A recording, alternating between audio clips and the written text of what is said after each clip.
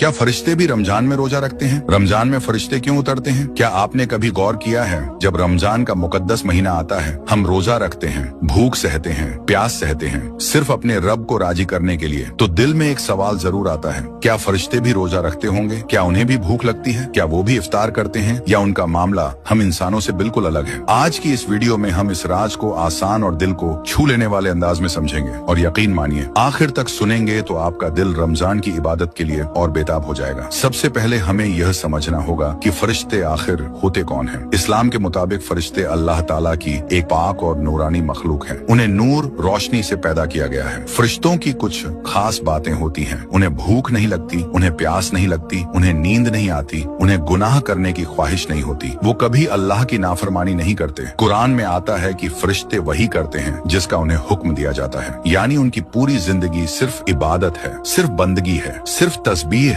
क्या फरिश्ते भी रमजान में रोजा रखते हैं? जवाब है नहीं। फरिश्तों को रोजा रखने की जरूरत ही नहीं होती, क्योंकि रोजा इंसानों और जिन्हों के लिए इम्तिहान है। भूख और प्यास सहकर अपने नफ्स पर काबू पाना, अल्लाह के लिए सब्र करना, यह इंसानों के लिए है। लेकिन फरिश्ते तो वैसे ही हर वक्त इबादत में मशगूल रहते हैं, उन्हें किसी टेस्ट की जरूरत नहीं। लेकिन रमजान में फरिश्ते क्या करते हैं? अब यहाँ सबसे खूबसूरत बात आती है। रमजान में फरिश्ते जमीन पर ज्यादा उतरते हैं। हदीस शरीफ में आता है कि फरिश्ते मस्जिदों में आते हैं, कुरान पढ़ने वालों के पास बैठते हैं, जिक्र करने वालों को घेर लेते हैं, दुआ करने वालों पर आमीन कहते हैं। जरा सोचिए, आप अकेले बैठे कुरान पढ़ रहे हों और आपके आसपास फरिश्ते मौजूद हों, यह कितनी बड़ी सादत है।